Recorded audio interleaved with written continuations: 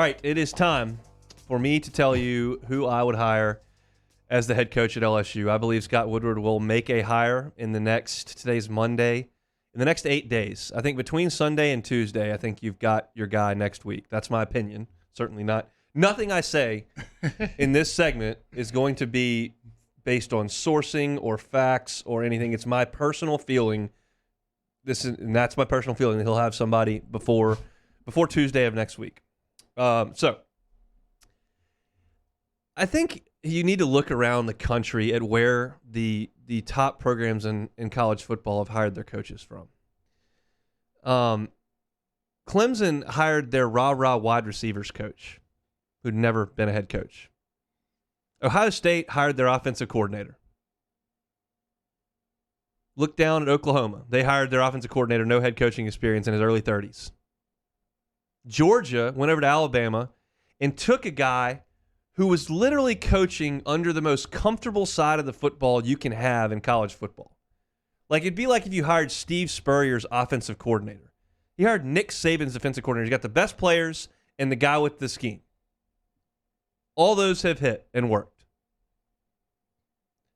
So when someone says you can't go down to Lafayette and hire the coach, that is stupid. You hire the right guy. I don't care where he's coaching. I don't care if he's coaching at Alabama right now or if he's coaching at ULL.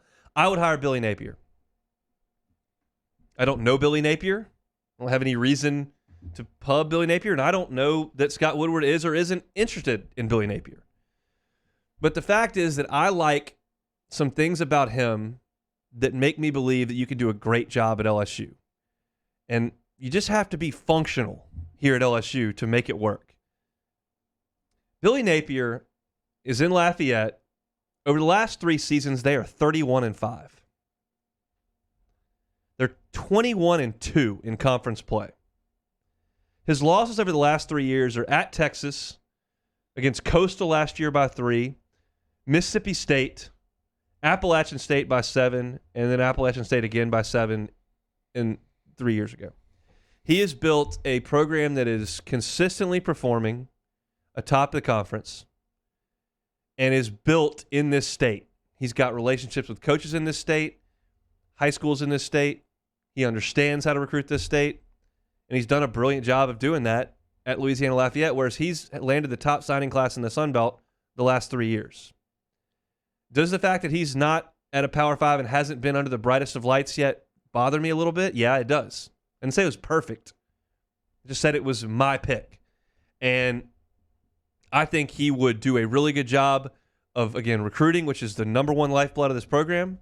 I think he would do a good job of assembling a staff. He's got expertise on the offensive side of the ball. And he checks enough boxes that I'm comfortable with making that hire. Again, you can sell me anybody, and I can give you positives and negatives for both. The negatives at Napier is that he hasn't done it at an elite level, Power 5 level. Well, look, Urban Meyer was doing a pretty good job over there at Utah and Bowling Green, and it worked pretty good in Florida. Now, I can point to 100 different examples of guys in that vein that haven't worked, and you just don't know.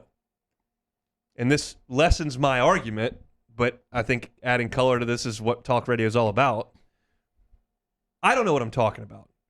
I thought Dan Mullen was going to be a superstar at Florida. I thought he would at least win 1 national championship. I thought he would build them into a power for 15 years. And it fell apart in 3. So, who knows?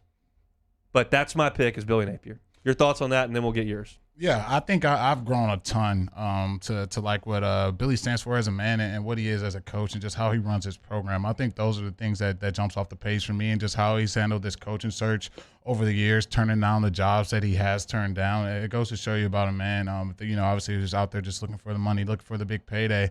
He could have took that a long time ago. He's clearly working on something. He clearly has a plan and a vision for what he wants to do, and I think he stood to that, and I think you've seen that with this UL program, who's now ranked again for the second time. So I think that would be a great candidate. I'm not sure if that's what LSU is going to go after. If he did come in, I've always said this from day one, I think he could do a great job, especially recruiting the state of Louisiana, which we all know how important that is. So I think Billy would be a great candidate for LSU, but he's just probably not my guy. I'm still sticking with my guy.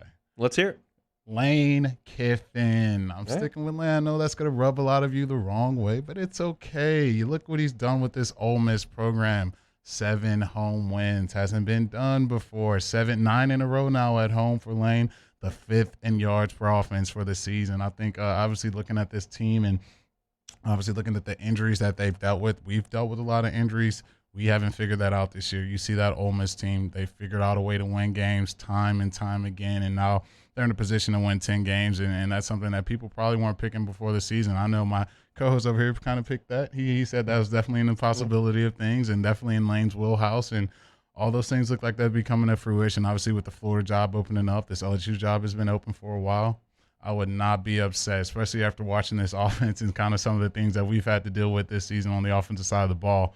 I'm not wavering from Lane. I think he'd come into Baton Rouge and recruit his tail off, and I don't think he'd be scared of Nick or Jimbo. I think he, be ready to take on that challenge year in and year out.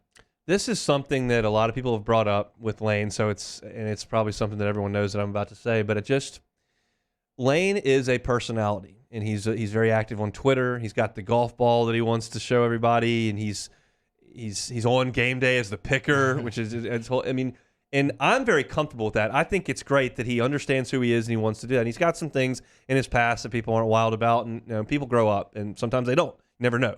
But I just don't think after Scott has seen the 2 head coaches that have been here that are bigger personalities in the sport, I don't think he necessarily wants that. That's my feeling. And again, I'll preface, I just said it earlier, I don't know that. I haven't talked to Scott about that. Whenever I talk to Scott, we at practice, it's 3 seconds. I ask him how good a mutual friend of ours is. Ask him when the next time he's going hunting, and that's about it. Like I don't pick Scott Woodward's brain for information. I don't know. That's just my feeling on Lane. I do think that if he showed up here with that cast of characters on the offensive side of the ball, and with some talent at quarterback, he'd roll up a bunch of points. Yeah. I don't know how he would do building a defense, how he would do sustaining a program.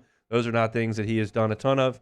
But I do think his phone's going to ring a lot of times. It probably already has with a bunch of Florida area codes. I think the Gators will make a phone call. I think the Hurricanes are very likely to make a phone call, and he will have an option, I think, to go to the Sunshine State. You never quite know when the Heisman finalist quarterback moves on, what's next, and how that's going to work. Sometimes you got to ride that guy's coattails and jump off. It's interesting, but I'm sticking with my guy, and that would be very polarizing. There's a ton of people in the Bayou Ford chat that think that that's a terrible idea with Napier, and then there are people that are saying you can't have enough circus acts to the head coach with Lane. Everyone has its issues. Mm-hmm. Lincoln Riley hasn't won on the biggest stage, and his defenses have stunk. He might go to the NFL. Kiffin he's jumped everywhere, hasn't sustained excellence anywhere. He's a bit of a character. Billy Napier's only been in the Sun Belt, hadn't won in the Power 5.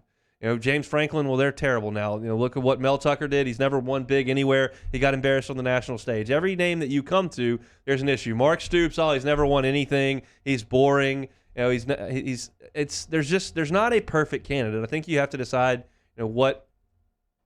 And look, know now what I know about Jay Johnson, who's going to join us on the show tomorrow. If you would have told me, 3 weeks before that hire was made, you can have Kevin O'Sullivan or you can have Jay Johnson. I said, well, give me Kevin O'Sullivan for sure. I don't know if I feel that way anymore because of the way that Jay Johnson's hit the ground running now that I've seen him handle, the program. And I feel like sometimes you don't have all the information until things come forward. It's not the biggest splash ever, but I just think that Napier is solid. He's built a program. He eats, sleeps, and breathes it. And I think you mentioned this. It's the fact that he hasn't just jumped at the first moving car he saw. He was comfortable to stay and build things and bet on himself. I think this is probably going to be the time he gets a chance. And my sincere hope is that it's in Baton Rouge. That's the guy. Yeah. I think that's the crazy thing about just the coaching carousel that we're dealing with right now. There's so many jobs in the country right now that are formidable jobs, that are jobs you can't just poo-poo at. Obviously, with Florida open up, that just makes that a bigger portal for guys to jump into. You got Virginia Tech, you got TCU. There's a bunch of openings right now. Obviously, with the situation in Miami with their athletic director, it's going to be some jobs. And obviously, I think Napier's name is going to be in the middle of all of that. So I'm not sure if LSU is high on the list. I haven't heard that they've sent an offer that way. I haven't heard anything as far as that goes, but I know if that happens to be the guy and he does accept the job, I have no quarrels with him being the man. I don't do this a lot, because it's just never been something that I've done a ton of. But now as you grow into this role in the show, you realize that you do need to make an effort to get some information that you can deliver to your listeners and be enlightening. And so I don't dig a lot, but I have done some digging over the last 48 hours just to try to see. And I have been very upfront on these airwaves that the only person who knows anything is Scott Woodward. And everyone else has an agenda, whether it's agents, whether it's other coaches, whether it's media members. So you really don't know unless Woodward flatly says it to you. And even then, he can deliver smoke screens and do whatever he wants. So you don't really know. But this is quiet. Yeah. This is quieter than the baseball search. This is quieter than the defensive coordinator search last year. People that are close to Scott Woodward really don't know. People that are close to some coaches that I talk to really don't know. And I think that's telling. And it's possible to me that this has already been done. Again, I don't know anything. It's possible this agreement has been made with someone. Yeah, that's what I felt, man. I don't know, man. I was looking at Scott, shook his hand, man. He had a little twinkle in his eye. I don't know, man. I'm trying to tell you guys. Look, I would not be shocked if this thing was already done. Obviously, it's a 5-6 football team pregame against ULM. There's not much to be chipper about. But he had a different type of skip in his walk, man. I would not be shocked if this thing was kind of already done. He's letting everyone do their wild goose hug takes and really, go crazy that way. But this thing could possibly very well be done. And right after that A&M game, possibly you know who your next guy is. I mean, go through the list of coaching hires that I've been so wrong on. We're going to react to the coach here whenever they hire him. But I was right on Ogeron. I said I was disappointed at the way that hiring process went down. It felt like to me, and I think everyone would back this up, but it looked like he went after Herman. They thought they had Herman. Texas came open because they lost to freaking Kansas. and Oliva knew that Herman was going to take the Texas job, so he ran to the podium in the morning and said, I hired my guy at Ogeron.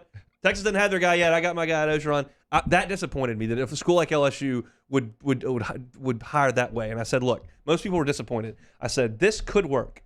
If he recruits like crazy and gets people around him, it could work. And he caught lightning in a bottle, but then he didn't keep it going. And that I was right on. But Florida. There's so many I've just Mullen whiffed would be on. Great. I thought Mullen would be great going to Florida. I thought Chad Morris was a great hire for Arkansas. He didn't win a league game. They fired him. Never won a league game. I thought Frost at Nebraska, going back to Nebraska, I thought he could get a little buzz there. That did not seem to be the case over there.